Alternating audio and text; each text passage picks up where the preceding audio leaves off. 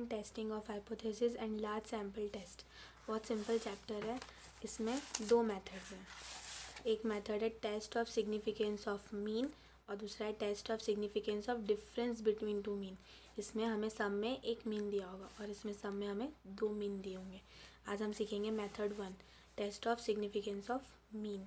इसमें स्टेप 1 है, एक्स बार हमें ये सब ढूंढना होता है। एक्स बार हमारा मीन होगा, मियो, इसे मियो बोलते हैं। मियो यानी हमारा एवरेज मीन।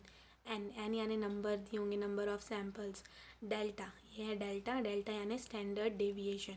जब ये सब हमें मिल जाएगा फिर उसके बाद हम स्टेप 2 करेंगे। स्टेप 2 यानी डिफरेंस, डिफरेंस ढूंढेंगे एक्स बार माइनस मियो, इनका डिफरेंस ढूंढ लेंगे। फिर स्टेप 3 स्टैंडर्ड एरर ढूंढेंगे। स्टैंडर्ड एरर यानी डेल्टा अपॉन में रूट एन, ये ढूंढ के फिर स्टेप 4 है हमारा जेड सी। जेड सी कैसे मिलेगा? डिफरेंस अपॉन में स्टैंडर्ड एरर, जो हमारा डिफरेंस है और स्टैंडर्ड एरर है दोनों का डिवाइड कर देंगे। फिर उसके बाद जो जेड सी है और जेड टी यानी हमारी टेबल वैल्यू। टेबल वैल्यू अगर हमारी जेड सी से बड़ी है तो हम एक्सेप्टेड हो जाएगा हमारा सैम्पल, और अगर हमारा जेड सी और टेबल वैल्यू जेड सी बड़ा है, टेबल वैल्यू छोटी है, तो हमारा रिजेक्ट हो जाएगा।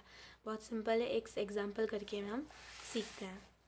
हम लेंगे चैप्टर पेज नंबर 27 पे सम नंबर 41 का बी। बहुत सिंपल है, ध्यान देना, समझ आएगा। अब हमें क्या बोला है? A random sample of size 900। अब साइज़ हमें सैम्पल दिए 900, तो ये हमारा एन हो जाएगा, एन इज इक्वल्स टू 900। फिर वैल्यू ऑफ मीन, मीन हमें दिया मीन 54, तो मीन यानी हमारा x bar is equals to 54। And S D standard deviation यानी हमारा डेल्टा कितना दिया हमें? 12। फिर test of hypothesis for the value of population mean. Value of population mean is 52, दूसरा वैल्यू, तो ये हमारा एवरेज हुआ। एवरेज यानी म्यू 52। हमारी सारी वैल्यू समझ पड़ गई, तो हमें हमारा स्टेप 1 क्लियर हो गया। अब हम करेंगे स्टेप 2। स्टेप 2 क्या है हमारा? डिफरेंस। हमें डिफरेंस निकालना है, किसका? ऐसे लेंगे एक्स बार माइनस म्यू, इनका डिफरेंस निकालेंगे तो हमारा एक्स बार 54 है और म्यू हमारा 52 है। इनका माइनस करने पे हमारा आंसर क्या आ जाएगा? 2। ठीक है, ये हमको मिल गया हमारा डिफरेंस। फिर हमारा स्टेप 3 है स्टैंडर्ड एरर। स्टैंडर्ड एरर ढूंढने का फॉर्मूला होता है डेल्टा अपॉन में रूट एन। अब डेल्टा हमारा क्या है? 12 अपॉन में रूट एन हमारा 900 है। 900 इज इक्वल्स टू 12 अपॉन में 900 का रूट निकालने पे 30, तो इसका आंसर आएगा हमारा 0.4। ये हमको स्टैंडर्ड एरर मिल गया।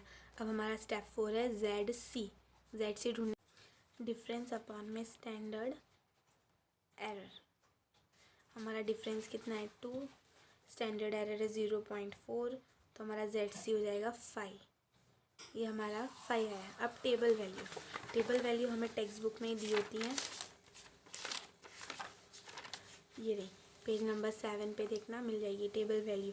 हम हमेशा 5% की देखते हैं। अगर हमें क्वेश्चन में बोला हो कोई परसेंट की तो वो देखने का, ना बोला हो तो हमेशा 5% की। 5% का कितना है? 1.96, तो हम लेंगे हमारे सवाल में 1.96, तो हमारा जेड टी की वैल्यू कितनी है? 1.96, और जेड सी कितना आया? 5। अब इनमें से किसकी वैल्यू बढ़ी? 5 की, तो हमारा जो जेड सी है वो जेड टी से बड़ा है, तो अब हमारा जो हो गया वो रिजेक्टेड। हमारा सैम्पल क्या हो जाएगा? रिजेक्टेड। आई होप आपको समझ आया होगा, और अगर पसंद आया है तो लाइक और सब्सक्राइब ज़रूर करिए।